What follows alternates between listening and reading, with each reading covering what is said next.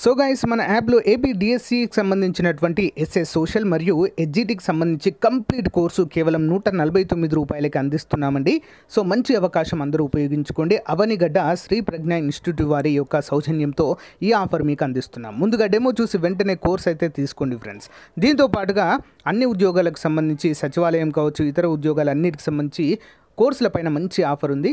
Text సిరీస్లు కూడా అందుబాటులో ఉన్నాయి. ఒకసారి యాప్ డౌన్లోడ్ చేసుకోండి. App link in video description. So అక్కడ స్టోర్ అనే ఆప్షన్ కనిపిస్తుంది. యాప్ డౌన్లోడ్ చేసి రిజిస్టర్ అయిన తర్వాత స్టోర్ పైన క్లిక్ చేయగానే అన్ని కోర్సులు కనిపిస్తాయి. సో ప్రతి కోర్సులో డెమో క్లాసెస్ ఉంటాయి. డెమో క్లాసెస్ చూసి మీకు నచ్చితే వెంటనే కోర్స్ తీసుకోండి. All the best. Hello everyone, welcome to RK tutorial. Friends, APPSC group 2 prelims పరీక్ష పైన ఒక సంఘటన అయితే వెలుగులోకి ఆలస్యంగా రావడం అయితే జరిగిందండి. పరీక్షల నిబంధన ఉల్లంఘన అంటూ మనకైతే తెలుస్తుంది. పరీక్షకు ముందే ప్రశ్నపత్రాల కవర్ సీల్ ఓపెన్ చేసినట్లుగా అయితే అభ్యర్థులు గుర్తించినటువంటి సంఘటన చోటు చేసుకోవడం చూడవచ్చు. అనుమానం వ్యక్తం చేస్తున్న నిరుద్యోగులు. సో యాక్చువల్గా అయితే ఎగ్జామ్ సెంటర్కు వచ్చిన తర్వాత విద్యార్థుల ముందే, అంటే ఆ రూమ్లోకి వచ్చిన తర్వాత విద్యార్థుల ముందు మాత్రమే ఏ ఇన్విజిలేటర్ అయినా కూడా ఆ సీల్ అనేది ఓపెన్ చేయాలి. ఇంకా మరీ నిబంధనలోకి వెళ్ళినట్లయితే ఒక స్టూడెంట్స్ దగ్గర సిగ్నేచర్ తీసుకొని మరి దాన్ని ఓపెన్ చేయాలి.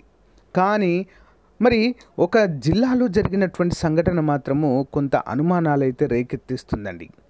మరి విద్యార్థులు చెప్పినటువంటి వివరాల ప్రకారం అక్కడ ఎలాంటి సీల్ అనేది ఆ యొక్క ప్రశ్నపత్రాల కవర్కి లేదన్నట్లుగా గుర్తించడం అయితే చూడవచ్చు. అది కంప్లీట్గా ఓపెన్ చేసి ఉందని కూడా అభ్యర్థులైతే చెప్తుండడాన్ని కూడా మనం చూడవచ్చండి. సో వివరాలు చూసినట్లయితే ఈరోజు ఈనాడు వార్తాపత్రికలో చూడండి ఫ్రెండ్స్, మీరు కూడా పేపర్ ఓపెన్ చేసి చూడవచ్చు. గ్రూప్ 2లో నిబంధనల ఉల్లంఘన. ఈనాడు కర్నూలు రాష్ట్ర ప్రభుత్వం ఈ నెల 25న ప్రతిష్టాత్మకంగా నిర్వహించిన గ్రూప్ 2 పరీక్షలో కర్నూలు జిల్లా ఆధోనిలోని ఒక కేంద్రంలో నిబంధనల ఉల్లంఘన జరిగిన విషయం ఆలస్యంగా వెలుగులోకి వచ్చింది. మరి ఆధోనిలోని భాష్యం విద్యా సంస్థల్లో గది నంబర్ 6కు ఇన్విజిలేటర్గా బాధ్యతలు నిర్వర్తించిన ఒక వ్యక్తి ప్రశ్నాపత్రాలను సీల్డ్ కవర్లో కాకుండా నేరుగా గదిలోనికి తీసుకురావడంతో పరీక్ష రాసేందుకు వచ్చిన వారు దీనిపై అభ్యంతరాలు తెలిపారు. అలా ఎలా తీసుకొస్తారు? ప్రశ్నపత్రాలను డైరెక్ట్గా చేతిలో పట్టుకొని సీల్డ్ కవర్లో తీసుకొని వచ్చి విద్యార్థులకు చూపించి మాత్రమే ఓపెన్ అనేది చేయవలసి ఉంటుంది. అది రూల్ అండి. ఓకేనా?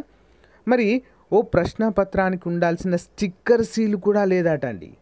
మీకు తెలుసా? ఇప్పుడు ప్రశ్నపత్రం తీసుకోగానే ఒక స్టిక్కర్ సీల్ ఉంటుంది. దానికి టైం స్టార్ట్ అవ్వగానే ఆ స్టిక్కర్ని మెల్లగా తీసేసి మనము ప్రశ్నలను చూస్తాం, పేపర్స్ అన్నీ కూడా చూస్తాం. కానీ ఆ స్టిక్కర్ కూడా లేదంట. మరి ఆ స్టిక్కర్ లేకపోవడంతో అభ్యర్థులు గుర్తించారు. ఈ విషయం ప్రస్తావించగా సీల్ ఊడిపోయి ఉందని ఇన్విజిలేటర్ చెప్పినట్లు సమాచారం. అలా ఎలా ఊడిపోతుంది?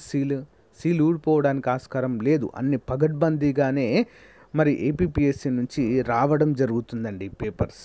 అలా ఎలా సింపుల్గా ఊడిపోయిందని చెప్పేస్తారు కదా?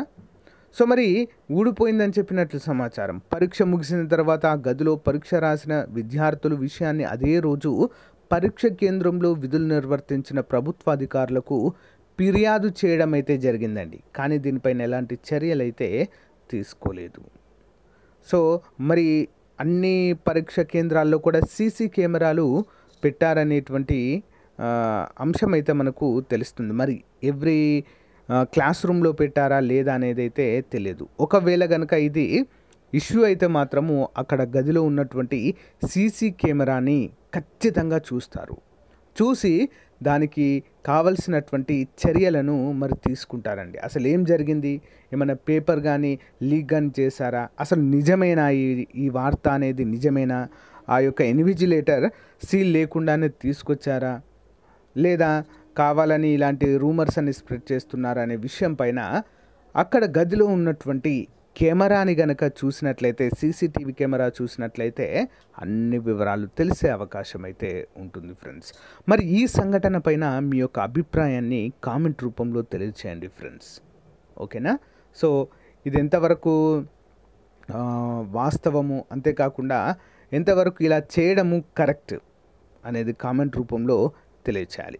ఖచ్చితంగా ఇలా మాత్రం జరుగుంటే ఇది ఖచ్చితంగా ఖండించదగ్గ విషయమే అండి.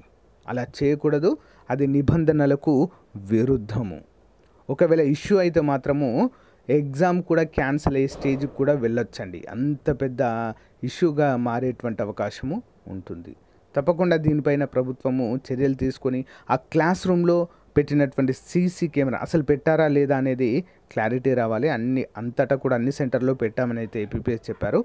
కానీ పెట్టారా లేదా ఒకసారి కామెంట్ రూపంలో తెలియచేయండి ఫ్రెండ్స్. ఒకవేళ పెడితే మాత్రం ఖచ్చితంగా మరి ఏపీపీఎస్సీ ఆ కెమెరాని తీసుకొని అసలు అక్కడ ఏం జరిగింది అనే వివరాలు అయితే తెలియజేస్తుంది. ఓకేనా? దీనిపైన మీ అభిప్రాయాన్ని కామెంట్ చేయండి. Thank you guys, by.